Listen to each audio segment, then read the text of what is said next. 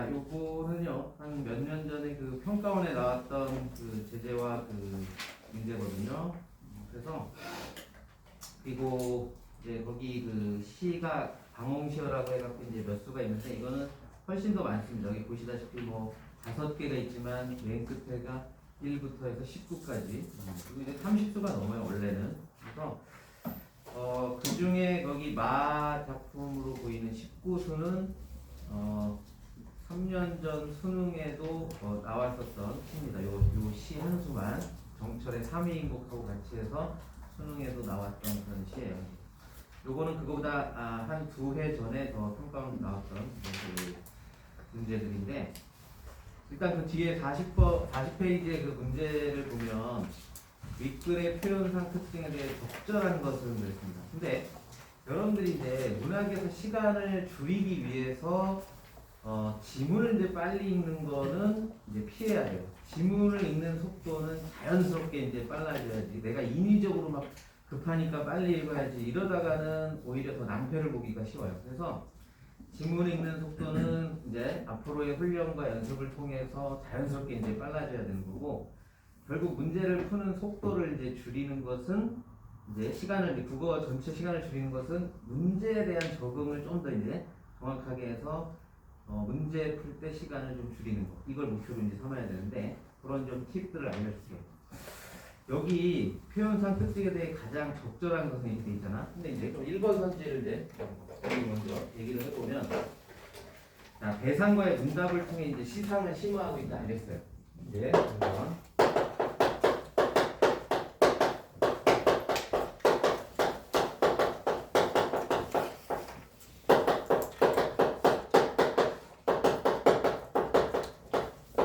되게 이런 유형의 문제는 대부분 선택지가 이제 이런 구성을 취하고 있어요. 그러니까 2가지 내용을 다 체크를 해봐야 됩니다. 2가지. 그러니까 이게 이제 맞으려면 지금 이제 적절한 것을 찾아라라고 이제 문제가 나왔잖아요. 그러면 지금 앞부분을 편의상 P라고 하고 뒷부분을 Q라고 했을 때 이게 둘 다 맞아야지 이게 정답이 되는 거잖아. 대상과의 문답이 없는데 대상과의 문답, 이건 벌써 지울 수 있는 거잖아요.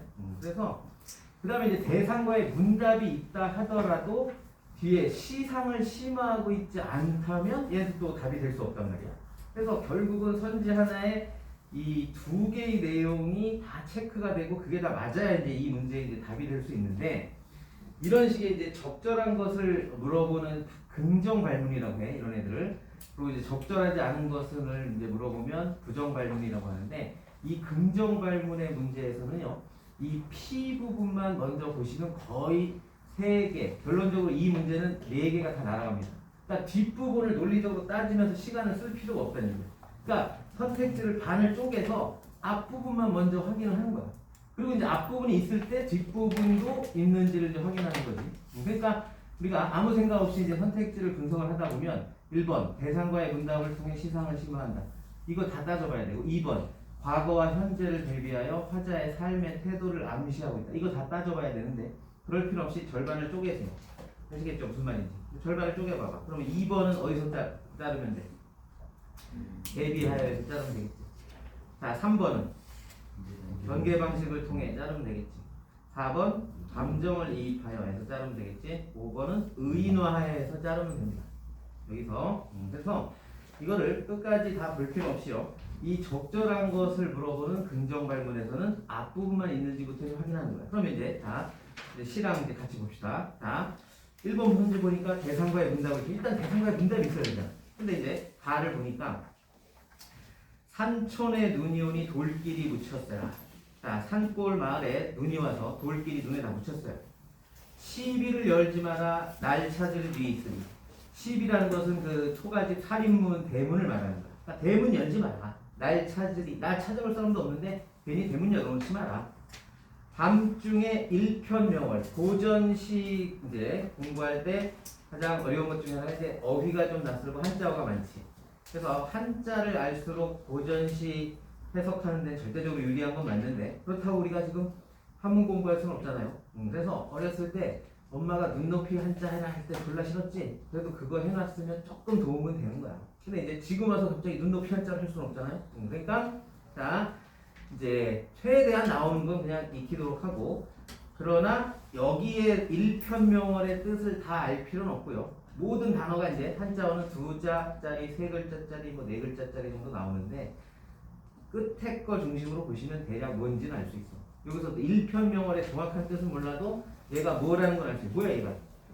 달이죠, 그냥. 그지? 그러니까 밤에 뜬 달이 내 것이다. 즉 나는 지금 찾아올 친구도 없고 밤에 저 하늘에 떠 있는 달만이 내 것이다. 이거는 외롭게 지금 산골 마을에서 지내고 있다라는 화자의 이제 요 처지를 보여주는 거야.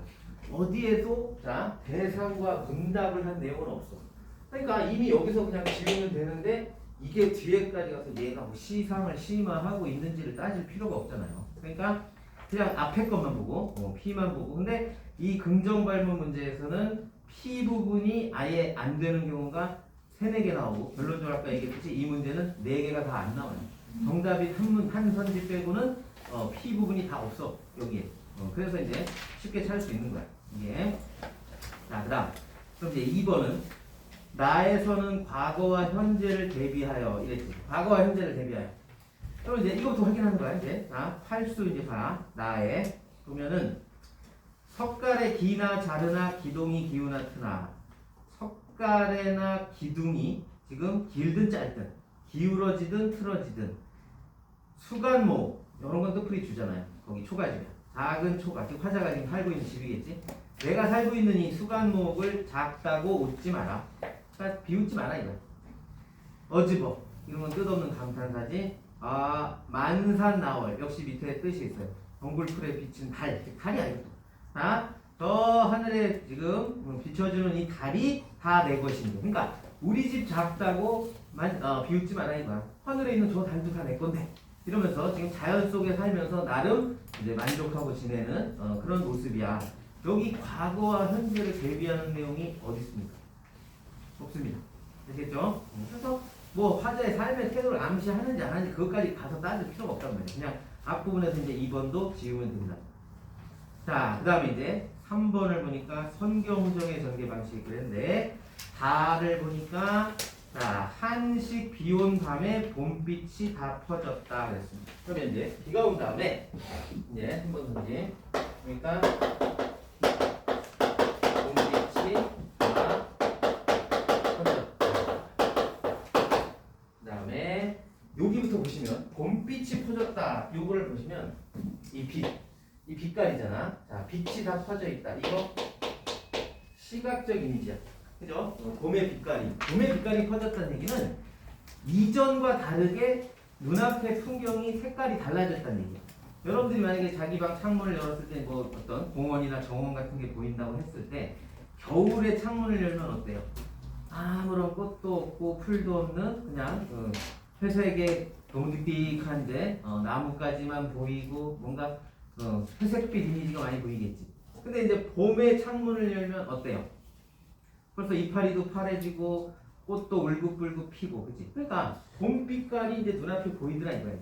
자, 봄이 온 거야 지금. 이제 화자가 뭐 창문을 열었던 뭐 대문을 열었던지 보니까, 자, 더군다나 한식이라는 건 이제 그냥 이건 배경 지식인데 계절적으로 한식이면 4월달이야. 그러니까 이 봄이 왔다는 얘기거든요. 그래서 자, 비 온 밤에 봄빛이 다 퍼졌고, 그 다음 무정한 화류도 때를 알아 피었거든.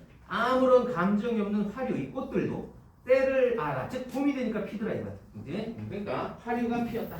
여기 화류가 피었다.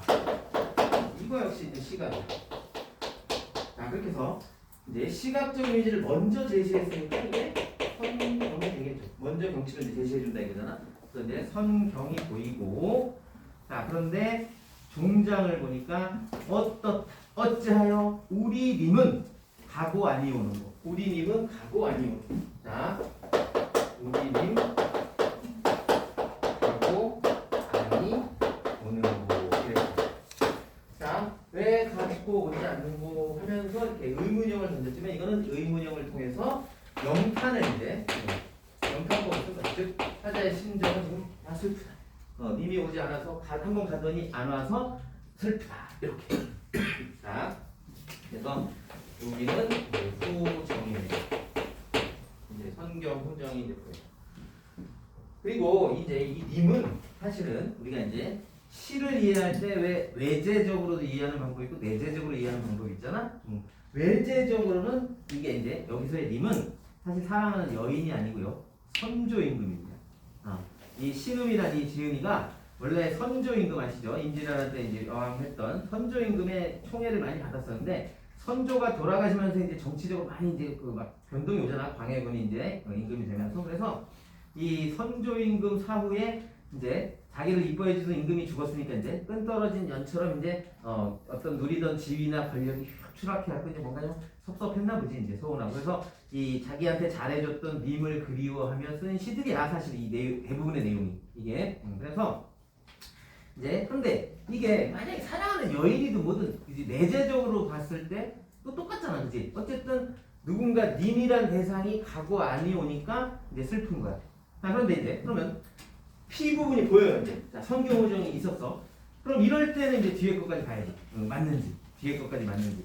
화자의 내면을 드러내고 있다 했는데 이미 정서를 얘기한 게 화자의 내면을 드러낸 거잖아. 그런데 이거는 꼭 이 문제를 떠나서 시에서 화자가 자기의 내면을 드러내는데 가장 많이 쓰는 방법 중에 하나가 바로 이런 대비예요. 이렇게 이제 이렇게 대비를 씁니다. 무슨 대비야? 이 경치는 봄이 왔다는 얘기. 그러니까 봄이 왔다는 얘기는 이 봄이나 꽃은 잘 생각해봐. 1년 내내 내 옆에 있는 게 아니잖아. 그치? 봄이라는 거 내가 봄을 좋아하고 꽃을 좋아하는 사람이야. 그런데 봄이 왔다가 좋았는데 이제 가잖아. 아쉽죠. 내가 꽃을 좋아하는데 꽃이 뭐 1년 내내 피는 게 아니잖아. 한 열흘 피어 있다가 지잖아. 아쉽잖아. 근데 얘네들은 지금 다시 왔어. 그치?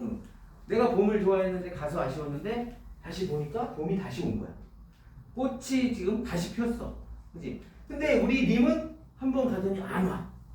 알겠지? 당연히 대조가 되잖아요. 그래서 원래 이 대조 대비를 시키면서 화자가 이제 자신의 처지를 드러내는 거. 이거는 시에서 가장 많이 쓰는 기법입니다. 이따가도 이제 뭐 얘기할 때 이제 또 나오긴 할 텐데, 이런 거지. 여러분들이 만약에 이제 올해 고3 잘 지내서 이제 수능 잘 보고 대학 거의 갈 쯤 되면 이제 연말에 기쁘겠죠. 수시로 이미 합격했을 수도 있고 아니면 정시 수능 잘 봐서 이제 나는 내가 원하는 만큼 충분히 대학을 갈 수 있다. 라면 연말에 이제 좀 놀러도 다니고 해야 되잖아, 그지? 크리스마스를 맞이해서 이제 홍대를 가야 되는데 내가 못 소리야. 그래서 이성 친구도 없고 그냥 혼자 그래서 나가봤어. 근데 나 빼고 내 또래 애들이 다 쌍쌍인 거야. 그러면 개킹받겠죠. 나만 씨발 이렇게 잘못 살았구나. 내 또래 애들은 다 이렇게 연애 다 하고 다 그랬는데 왜 나만 이렇게 혼자일까? 하고 더 이 대비가 되면서 내 외로움이 더 심화될 거야. 그잖아, 그지? 반대로 생각하면 이제 내가 나가봤더니 내 또래 애들이 역시 나만치로 다 솔로야, 싱글이야. 그러면 뭐 더 대비될 것도 없고 외로울 것도 없지. 인생 자체가 외로운 거구나. 이렇게 다 솔로로 사는 거구나. 하면은 크게 뭐 문제될 게 없어요. 대비가 되고 비교가 되니까 이제 더 속상한 거지. 그러니까 이런 거지. 봄도 다시 안 오고 꽃도 다시 안 오면 님이 안 와도 아무 문제가 없어. 근데 봄이나 꽃은 다시 오는데 왜 우리 님은 가고 오지 않느냐. 그러니까 이제 결국 형식적으로는 선경 호정을 통해서 내용적으로는 대비를 통해서 뭐야? 화자의 내면을 드러내고 있다. 탐임이 답이죠. 탐입니다. 네. 일단 선경 호정 자체가 여기서 그러니까 이 P 부분 아까 얘기했던 이 P 부분이 확인이 되는 게 일단 1, 2번에 없었는데 이제 3번이 확인돼서 뒤에 것까지 보니까 맞잖아요. 그죠? 자, 그 다음에 이제 4번을 보시면 감정을 이입하여 그랬는데 이 감정이입이라는 거에 대해서는 우리가 짚고 넘어가야 돼요. 시에서 가장 많이 이제 나오는 개념 중에 하나죠. 감정이입. 이 감정이입에 대해서 이제 오늘 간단히 공부를 해볼 텐데 이 감정을 이입하여 그랬는데 그럼 이제 한번 봐봐. 감정이입이 있는지 없는지 확인을 해봅시다. 라에서 어젯밤 비온 후에 석류꽃이 다 피었다. 부용당반에 수정령 걷어두고 자 이것도 이제 앞에랑 똑같아. 비온 다음에 석류꽃이 피었다. 부용당반 연못가에 수정령 걷어두고 누굴 향한 깊은 시름을 못내 풀어 하노라. 그래서 지금 누구는 당연히 앞에서도 언급했던 님일 거야. 선조임금일 텐데 이 선조임금을 생각하면서 이제 깊은 시름이 있다. 화자가 자기의 내면 정서를 드러냈어요, 안 드러냈어요? 드러냈습니다. 그런데 감정이입은 있어요, 없어요? 없습니다. 이 감정이입은 간단하게 뭐 정의를 얘기하면 다른 대상에, 그치? 다른 대상에 화자의 정서를, 그치? 이입시킨다. 그래서 우회적으로 드러낸다는 얘기. 이게 우회적으로 이제 간접적으로. 그러니까 새가 슬피 운다. 뭐 냇물이 울면서 흘러간다. 이게 대표적인 이제 감정이입이 된 건데요. 새가 슬피 운다. 그치? 사실 새가 슬퍼서 우는지 기뻐서 우는지 우리가 어떻게 알아? 그치? 자기가 슬프니까, 그치? 그리고 냇물이 흘러가면서 졸졸졸 소리를 내는 걸 울면서 흘러간다. 저 냇물이 무슨 감정이 있는 사물도 아닌데 무슨 울면서 흘러가, 그치? 이런 게 다 이제 감정을 인식한 거란 말이야. 근데 여기서는 화자가 내가 이제 시름이 있다, 그 시름을 못 풀고 있다 라고 얘기했지, 감정이입된 건 전혀 없어요. 감정이입된 건. 그러니까 당연히 4번도 이제 답이 될 수 없는 거야. 뭐 이미 3번에서 답이 나왔지만. 그래서 이제 우리가 이제 이 감정이입하고 또 비교해서 이 객관적인 상관문이다, 이제 이런 개념, 요거를 이제 우리가 이제 은근히 헷갈려하고, 이게 이제 정리가 안 되면 나는 얘네들을 다 들어봤을 거예요. 여러분 이제 고3까지 지내면서 수능이 이제 내일 모레인데 내가 감정이입과 객관적 상관을 한 번도 안 들어보고 수능 치는 애들은 거의 없겠죠. 그런데 막상 이제 시험에서 이제 당황하고 조금 이제 급한 마음에 풀다 보면 다 안다고 생각했던 게 발목을 잡는 거야지. 그러니까 이런 일을 없애야 되거든 이제 이거 수능날. 그래서 이 감정이입과 객관적 상관을 이제 딱 정리를 해줄 테니까, 자 일단은 이제 이 원이 큰 게 하나 있어요. 얘가 객관적 상관물. 그 다음에 작은 원 여기가 감정이입. 이렇게 우리가 흔히 말하는 벤 다이어그램으로 이렇게 이제 정리를 할 수 있어요. 그러니까 어떤 감정이입은, 네? 그러니까 모든 감정이입은 다 객관적 상관물이라고 바꿔서 말해도 됩니다. 아시겠죠? 이 그림이니까 감정이입이라 한다면 이거는 객관적 상관물이라고 말해도 돼. 그런데 객관적 상관물 중에 이 부분에 있는 애들이 있겠지. 이 초록색 부분에 있는 애들은 객관적 상관물은 되지만 감정이입이라고는 말할 수 없는 애들이야. 알겠지? 그 관계를 이제 예로서 정리를 해볼게요. 자, 일단 이제 실제 시조에 한 문제니까 저 물도 내 안과 같아서 울며 담길 이랬을 때 여기 이제 요 운다라는 이제 단어가고요. 근데 이 우는 주인이 누구니? 주어가. 이 문장적으로 분석했을 때 운다의 주체 주어가 누구예요? 그지? 물이지. 저 물도 울며 밤길 간다. 그지? 얘가 이제 주어야. 그지? 그러니까 물이 운다야. 물이 운다. 그러니까 이 물은, 그지? 화자가, 그지? 자기의 슬픈 감정을 드러내기 위해서 이제 감정을 이식시킨 소재지 물이 실제로 올 수는 없잖아요. 그죠? 그래서 얘는 이제 괜히 감정이 이입된 대상이다. 이런 얘기 할 수 있고요. 또 하나는 자, 화자의 슬픔을 드러내는, 화자의 슬픔을 드러내는 객관적 상관문이다. 이렇게 얘기해도 둘 다 맞아. 이건 이제 얘는 화자의 감정이 이입된 대상이다. 이렇게 얘기해도 되고요. 화자의 슬픔을 드러내는 객관적 상관물이다. 이렇게 얘기해도 돼요. 그러니까 뭐 수능이든 모의고사든 어디서든 뭐 충분히 다룰 수 있는 부분이야. 이 물에다가 뭐 네모를 치든 뭐 A라고 해놓든, 자, 이 물은 화자의 감정이 이입된 대상이다. 당연히 맞죠. 화자의 슬픔을 드러내주는 객관적 상관물이다 해도 맞죠. 이거는 얘는. 자, 그런데 그러면 이제 객관적 상관물은 되지만 감정이입은 될 수 없는 애들. 자, 이게 이제 대표적으로 이런 거예요. 여러분들 그 유리왕이 지은 황조가라고 아마 들어봤을 거예요. 거기 보면 시간 짧으니까 한번 보면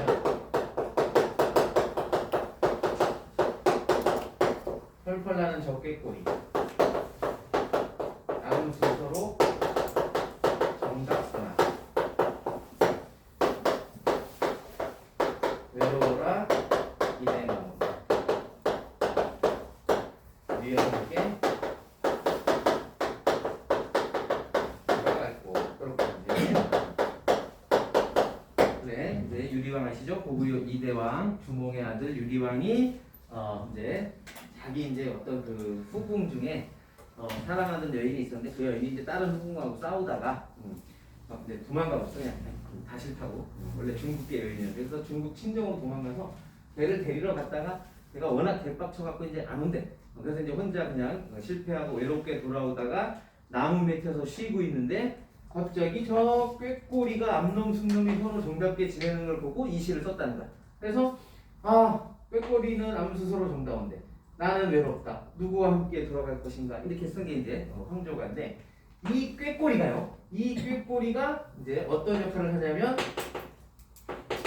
화자의 외로움을 더 심화시키는 화자의 외로움을 심화시키는 객관적 상관문이 됩니다. 이렇게 얘기해. 그지? 왜냐면 왜 그럴까? 이걸 아까도 여기서도 얘기했지만 대비가 됩니다. 그지? 대비가 되니까 화자의 외로움을 더 심화시키는 거야. 대비가 돼. 그러니까 꾀꼬리가 혼자서 그지? 암놈이든 순놈이든 혼자 있었으면 저놈이나 나나 뭐 처지가 똑같구나 하면서 뭐 더 외로움을 느끼진 않았을 텐데 지금 이 하차는 저 새들도 그지? 암놈 순놈 응? 케미가 좋게 연애질하고 있는데 나는 왕씩이나 돼갖고 지금 외롭게 지금 혼자 있으니까 더 초라해지고 더 외로움을 느끼는 거죠. 그래서 비교가 되다 보니까 화자의 외로움을 더 부각시켜주는 더 심화시켜주는 그런 역할을 한다 이거. 근데 이 꾀꼬리에다 대고 화자의 감정이 이입된 소재다 이렇게 말할 수는 없죠. 이제 이따가 정리를 하겠지만 화자의 감정이입이 된 소재라면 화자랑 처지가 똑같아야지. 화자랑 처지가 같아야 되는데 얘는 화자랑 처지가 다르고 오히려 화자를 더 킹받게 하는 역할을 한다고 봐야지. 아까 얘기했듯이 여러분들이 자 싱글이고 솔로인데 시내 나갔는데 나랑 그지 비슷한 이제 나이 애들이 다 쌍쌍이야. 그럼 비교가 되면서 킹받고 외로운 거고 다 똑같이 싱글이고 솔로면 그냥 다 그런가 보다 하는 거지 이제 그런 것처럼 비교가 되니까 그지 더 화자의 외로움을 심화시키는 객관적 성공. 근데 얘를 다 대고 감정이입의 소재다. 화자의 감정이 입됐다 이렇게 말할 수는 없거든요. 아시겠어요? 이거. 그러니까 이제 이 그림이 이제 정리가 되죠. 객관적 상관물 중에 감정이입이 안 되는 게 있어. 근데 감정이입이라면 이거는 감정이입이면서 다 객관적 상관물이라고 말해도 된다 이거야. 예처. 아시겠죠 이거? 자, 그래서 이제 이거를 이제 정리를 이제 해보면 이렇게.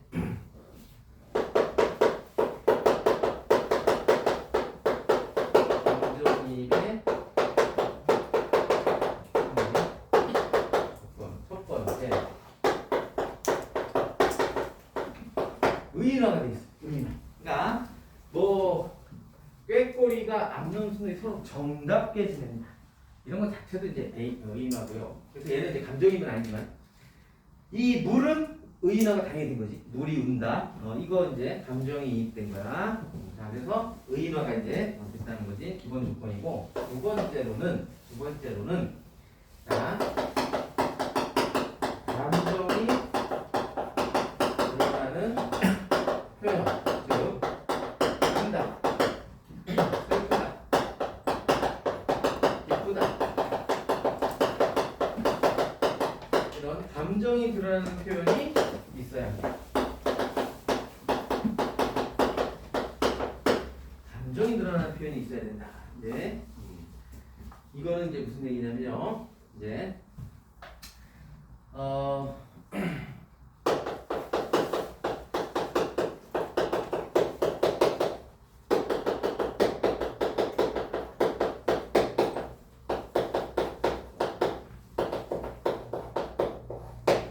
그 정철이라는 이제 그 가사 많이 지은 유명한 분 아시죠? 그 정철의 가사 중에 아주 유명한 송미인곡이라고 들어봤을 거야. 그 송미인곡에 보면 이런 구절이 나오는데 이 앞에 이제 뭐냐면 화자가 이제 님과 이별한 상태에서 님 보고 싶어서 이제 막 산으로 막 올라가.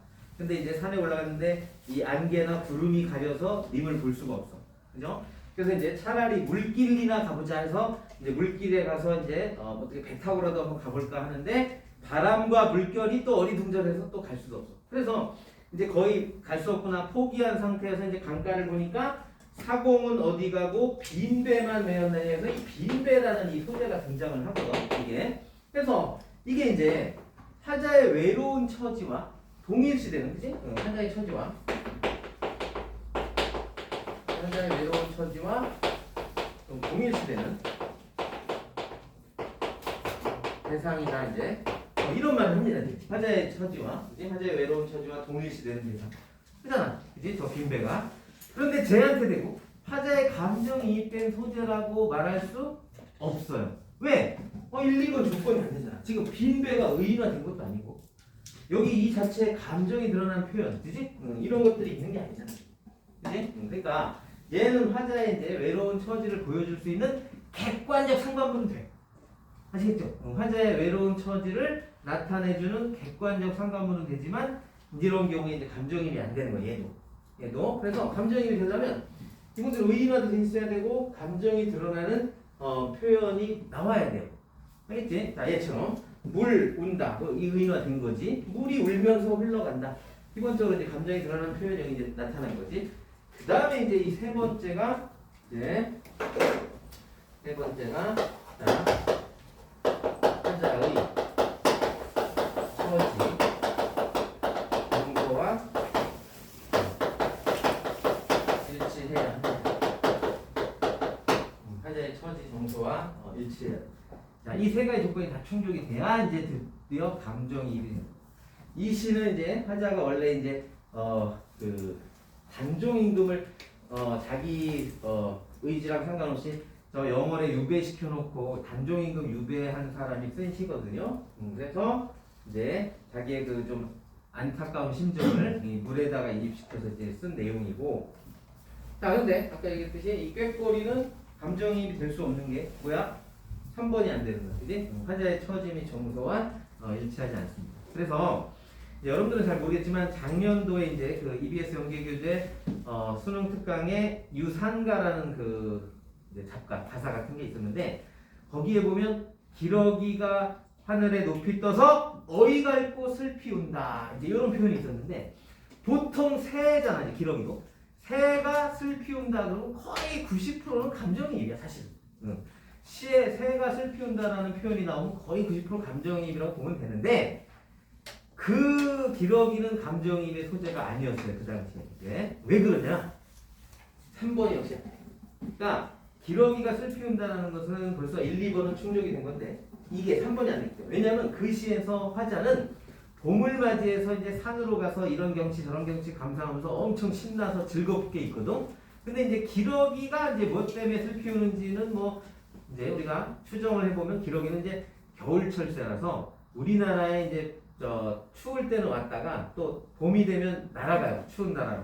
그러니까 이제 먼 길을 가야 되는 게 좀 슬퍼 보인다. 뭐 이렇게 얘기한 거 같은데 어쨌든 화자의 감정이 입된 소재는 아니야.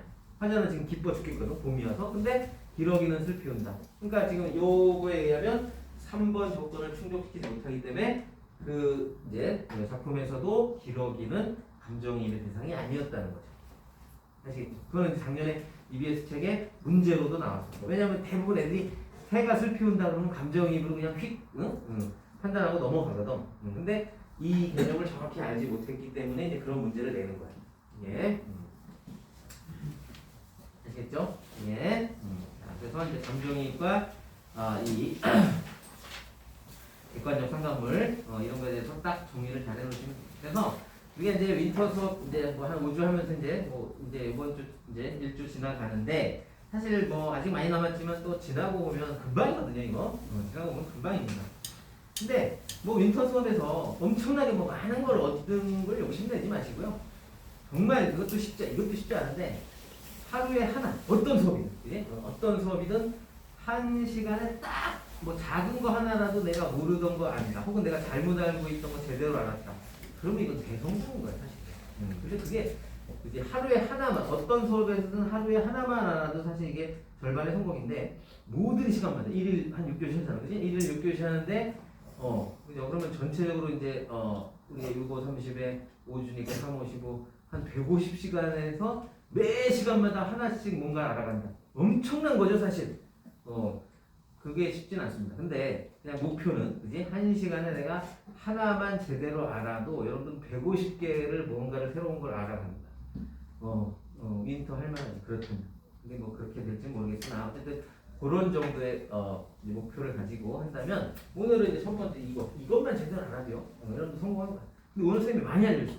이것도 그렇고 이제 나중에 이제 뭐 다른 문제랑 이제 비교하겠지만 이 아까 이 표현상의 특징에 대한 설명으로 가장 적절한 것은 이게 또 반대로 나올 수 있거든요. 가장 적절하지 않은 것, 가장은 아니지만 자 윗글에 대한 설명으로 적절하지 않은 것은 얘는 또 이제 접근 방식이 다르죠. 얘는 또 달라요. 당연히 선지 구성도 달라질 거고 근데 이 적절한 것은 지금 말한 것처럼 선지를 반으로 쪼개서요. 선지를 반으로 쪼개서 앞부분만 먼저 판단해. 그냥 뒷부분까지 판단하면서 힘을 쏟을 필요가 없다. 요것도 하나의 이제 팁이 돼요. 지금 그래서 어쨌든 4번까지 확인해 보고 자 이제 5번 대상을 의인화했다 그랬는데 자 말을 보시면 대상을 의인화한 게 이제 보여야 되는데요. 자 말을 봐봐. 창밖에 워셔퍼숍 님이신가 잃어보니. 자 창밖에서 워셔퍼숍 이거는 음성 상징어인데요. 뭔가 소리가 났다는 얘기야. 그러니까 창밖에서 뭔가 움직이는 소리가 나니까 님이었나 하고 이제 일어났는데 해란 해경 이 지름길에 낙엽만 지금 뒹굴고 있었어요. 지금 낙엽이 바람에 날리며 내는 소리였던 거야.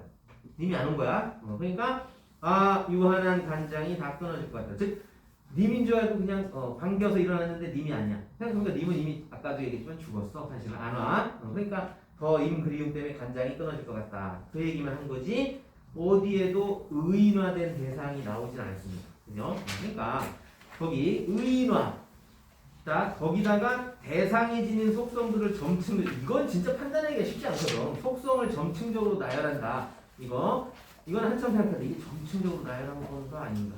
근데 그럴 필요가 없잖아. 여기 의인어가 없기 때문에 뒤에 점층적으로 나열을 했는지 안 했는지를 굳이 따질 필요가 없는 거야 이게. 그러니까 그러면서 괜히 안 써도 될 힘을 쓰는 애들이 많아요. 근데 그러지 말라는 거, 그지? 요런 거 나오면 이제 앞부분에서 판단해서 앞부분에 있을 때 그리고 이런 문제에서 대부분 이 P 부분이 맞지 않는 경우가 선지가 대부분일 거예요. 얘는 그렇지 않고 4개가 다 아니었어 지금. 정답이 되는 3번만 선경후정 보였고 화자의 내면을 드러내고 있더라. 이런 얘기입니다. 아시겠죠? 자, 그래서 이제 이렇게 기본 문제를 가지고 한번 본 거고 이제 뒤에 보면 이제 문제들 나오는데 이거는 이제 다음 시간쯤 이제 앞으로 볼 거고요. 그래서 이제 뒤에 48쪽을 이제 넘겨봐봐. 48쪽을 넘겨보면 이제 정말 이제 개념 표현법 이제 나오는데 여기서 이제 일부 설명이 필요한 것들 좀 하고 이제 앞에 다시 문제로 가보도록 할게요. 그래서 어제도 이제 선생님이 이제 우리 여기 재수반 선생님반도 있으니까 재수반 선생님반들이 몇 명 이제 상담을 해봤는데 아직은 많지 않아서 그런데 뭐 이게 해마다 늘 똑같았으니까 대부분 다 작년에 공부를 안 하진 않았어요. 이런저런 공부는 했습니다. 뭐 인강도 학원도 다니고 인강도 여러 명 갈아탔더만 뭐 강민철 타다가 김승리로 갔다가 유대종으로 갔다가 아주 그냥 인강 투어를 하셨더라고요. 근데 그 선생님들이 다 뭐 인기 있고 훌륭한 선생님인데 그거 들었다고 뭐 수능 잘 볼 것 같으면 대한민국에 수능 못 볼 애들이 없지.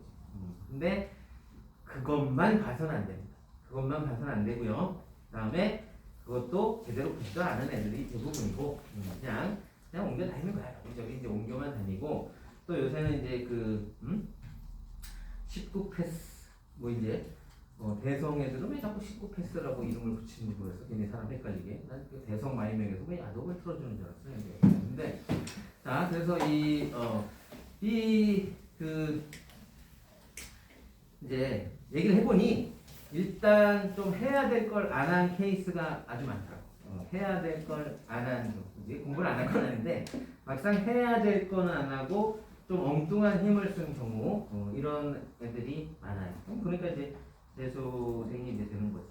그래서 여러분들은 이제 소식이 되겠지만 쌤이 이제 재벌집 막내들처럼 미래를 볼 수 있다고 했잖아. 너희들이 이제 그 선배들이 걸었던 길을 안 걸으면 또 재수를 안 하고 이제 가면 좋은 거잖아요, 이제. 그래서 기본 개념이 일단 중요하잖아. 문학에서. 그래서 첫날 나눠준 프린트에도 뒤에 이제 그런 책들이 있었잖아요. 그런 책들을 사서 좀 지금 이 시기에 보는 게 참 좋아. 근데 이제 거기에들 다 있는 것들이야, 이게 자세히 나와 있을 거야, 그런 책들 보면. 그래서 이제 요 문학 개념과 관련한 얘기를 조금 이제 해보려 합니다. 자, 그럼 이제 거기 48쪽에 이제 그 표현법 해갖고 뭐 1번 비유법부터 나오고 이제 종류에서 동그라미 1, 2, 3, 4, 5 나오잖니? 그런데 이제 사실 이거 여러분들이 뭐 처음 듣는 얘기 아니다. 거기 직유, 은유, 의인 뭐 이런 애들. 자, 그런데 직유법이 뭐고, 은유법이 뭐고, 의인법 당연히 뭔가를 알고 있어야지. 이건 당연한 거고. 이걸 지금 설명할 건 아니고요. 이걸 설명한다기보다는 이제 수능 문제에서 이제 자.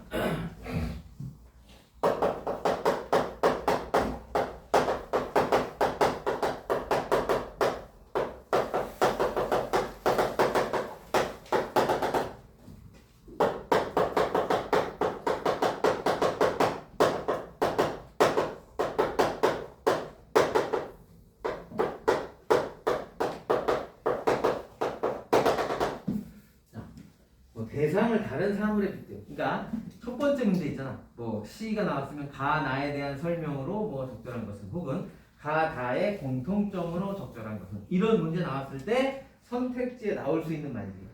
이게 그렇죠? 선택지에 나올 수 있는 말인데 결국은 다른 사물에 빗대었다 이거 아니면 얘처럼 아예 직접적으로 비유적 표현 이랬을 때 그러면 여러분들이 이 범위가 한정이 돼 있어요. 이 범위. 그러니까 비유적 표현이 비유라는 게 여기 직유가 은유인가 의인인가 대유인가 중인가 뭐 이거를 다 우리가 확인할 게 아니야. 그래서 요런 말이 나오면 이거는 직유나 은유나 의인하고 사료는 뭐 이제 거의 같은 일심 공체 같은 이제 입장이니까 직유, 은유, 의인을 확인해라. 다른 건 우리가 생각할 필요 없어. 요 셋 중에 하나 있는지 확인하라니까. 이런 말이 나오면 이 셋 중에 하나가 있는지 아시겠어요? 이 셋 중에 하나가 있는지 확인하라는 얘기야. 그러면 직유, 은유, 의인이 뭔지는 당연히 그건 뭐 기본적으로 알고 있어야 될 거고. 그래서 어쨌든 이런 식의 말이 나왔을 때 이 셋 중에 하나가 있는지 확인하는 거야. 그래서 이 어떤 작품에서 이 셋 중에 하나라도 보이지 않는다. 그럼 걔는 답이 될 수 없어. 공통점이 아닐 거란 말이야. 그래서 네, 그런 것들 이제 생각하시고요. 자, 그 다음에 이 이제 요거를 좀 이제 너무 디테일하게 이제 물어보는 친구들이 있어. 뭐 학교 내신 시험 같으면 좀 뭐 낼 게 별로 없으니까 뭐 어떤 표현을 두고 야 이게 의인법이냐 화류법이냐 이것까지 구분해는 뭐 문제를 뭐 학교 쌤이 내신 문제를 뭐 내려면 낼 수 있겠지. 그걸 뭐 근데 사실 그거는 수능에서는 절대로 나오지 않는 부분입니다. 그러니까 어떤 애들이 막 가끔 뭐 선생님 이게 의인법이에요 화류법이에요? 쌤이 이제 답을 너 엄마가 줬니 아빠가 줬니? 별로 그지? 의미 없는 질문이잖아. 그런 거 똑같은 거다. 그래서 의인법이냐 혈법이냐 굳이 구분할 필요가 없다. 왜? 수능에서 물어보지 않을 거니까. 이제 엄마가 좋은지 아빠가 좋은지 뭐 우리가 굳이 고민할 필요가 있어요? 수능에서 물어보지 않을 텐데. 그래서 자 얘는 고민하실 필요가 없습니다. 만약에 수능 때 이게 의인법인지 혈법인지를 구분해야 답이 나오는 문제를 누군가 낸다 있을 수도 없지만 그거는 완전히 그 출제자가 인성 쓰레기입니다. 이거는. 예전에 이런 문제랑 거의 비교할 수 있는. 옛날에 중학교 사회문제 진짜 이거 실제 사회인데 아주 오래되긴 했지만 이런 문제가 한번 나온 적 있어요. 다음 중 옳지 않은 사실을 고르시오 해놓고서 이제 선택지에 이런 내용이 나오는 거예요. 대통령 지도를 만드는 사람은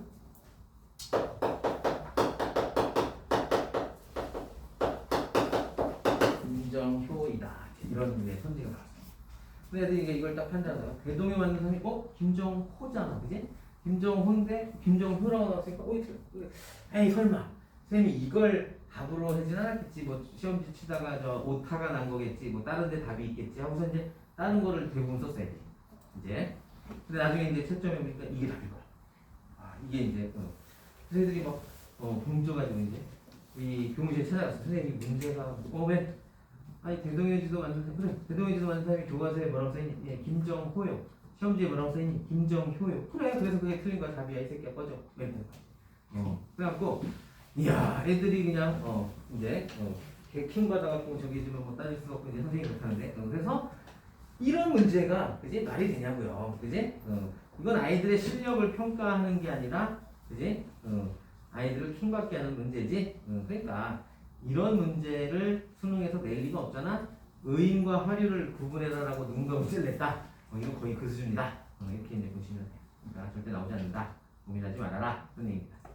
왜냐면 거기 예문을 봐봐. 거기 이제 3번의 예를 보면 거기 저렇게 많은 중에서 별 하나가 나를 내려다본다. 별이 나를 내려다본다. 그러니까 별이 의인화 됐다고 볼 수 있지만 이 별을 화리법으로 했다고 되지. 그지? 위에서 내려다볼 수 있는 게 사람만 내려다보나요? 그지? 우리 집 강아지가 옥상에서 나를 내려다볼 수도 있는 거고. 그지? 그러니까 결국은 그 밑에 것도 마찬가지고 결국 의인과 화류를 구분하는 건 큰 의미가 없다. 다만 얘네들이 의인이든 화류든 나오는 것 같으면 이 비유적 표현에 해당이 된다. 알겠지? 그것만 아시면 됩니다. 자, 그 다음에 이제 거기 5번, 동그라미 5번에 가보면 중의라고 나오는데요. 중의는 말 그대로 하나의 표현에 둘 이상의 뜻을 담아내는 건데 거기 예로 나온 시를 보면 수양산 바라보며 이제를 하나 놓라 이랬죠. 근데 거기 이제 설명해 수양산은 중국의 산 이름 혹은 수양대군. 수양대군 아시죠? 수양대군이 나중에 이제 임금이 되잖아. 결국 어떤 임금이 돼? 수양대군이 누구야? 세조잖아. 세조. 그지? 우리가 수양대군 세조 가장 인상적으로 등장한 영화 여러분들 본 사람 있겠죠, 그지? 관상이라는 영화 있지. 이정재가 이제 그래서 이제 유튜브에 보면 이정재 처음에 등장할 때 막 그런 막 사냥개 같은 개들도 막 짖으면서 막 사냥하고 돌아온 장면, 역대급 등장 씬, 뭐 베스트 10에 갖고 막 나오잖아 이제. 그래서 이정재가 인상적인 모습으로 거기 등장하면서 송강호 막 놀래는 장면. 응? 뭐 이리의 사고다. 이러면서 막 놀래고 막 그러잖아 이제, 그지? 그래서 그 수양대군을 가리키기도 하고 중국의 수양산을 가리키기도 한다 이거야. 근데 이거는 배경식이 있어야 알 수 있는 거지. 사실 어떻게 알아 이거, 그지? 그러니까 이런 거는 뭐 시험에서 이 시를 내놓고서 이게 뭐 중의적 표현이 있네 없네 이런 걸 물어보진 않아요. 이거. 그런데 이제 자 요런 경우는 이제 있을 수 있고 실제 나온 적도 있으니까. 자.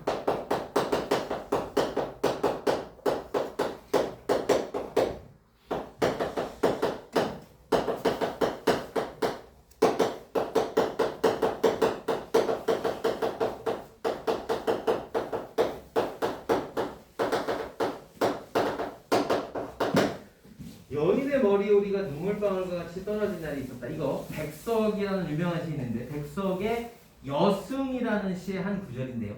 여기에 어떤 중의적으로 해석될 수 있는 시어나 식구가 있을까 없을까? 당연히 있습니다. 혹시 603반. 너희도 계속 603반 쓴다니 아니면 이사 간다니? 이사 간다. 응? 이사 간대? 그럼 이제 반이 또 바뀌겠네. 어쨌든 내가 이걸 쓰면서 이제 지금 어제도 이제 딴반 수업하는데 이게 중의적 표현이 있겠니 없겠니 애들이 한참을 생각해. 근데 이거는 생각할 필요가 없어. 일단 어디 있는지 몰라도 무조건 있다고 대답하는 거야. 이건 센스죠. 내가 지금 중의적 표현을 설명하기 위해서 중의적 표현이 없는 걸 괜히 팔 아프게 여기다 썼겠냐고요. 그지? 이거는 여기에 뭔가 중의적 표현이 있겠죠. 중의적 표현이 있습니다. 자, 어디 있을 것 같아요? 머리오리요? 그건 아닌 것 같은데.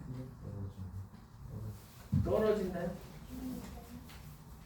이거는요 여기 부분 특히 요 가치가 이제 이렇게 그래서 요게 첫 번째, 두 번째 뜻이 살짝 달라. 사실은 다른 거예요. 이게 그래서 그 부분이 이제 중의성이 있던데 오늘 시간표상 아마 이따가 1시간 더 있을 거예요. 그런가요? 시간표 가나니 모르니? 오늘 1시간 더 있어요. 이제 그러니까 3교시가 있을 거야. 그래서 그때 이제 어차피 연결해서 요거 이제 뒤에 요 개념적인 거 좀 보고 그다음에 이제 앞에 문제로 다시 올 거고요. 그래서 요 부분부터 이따가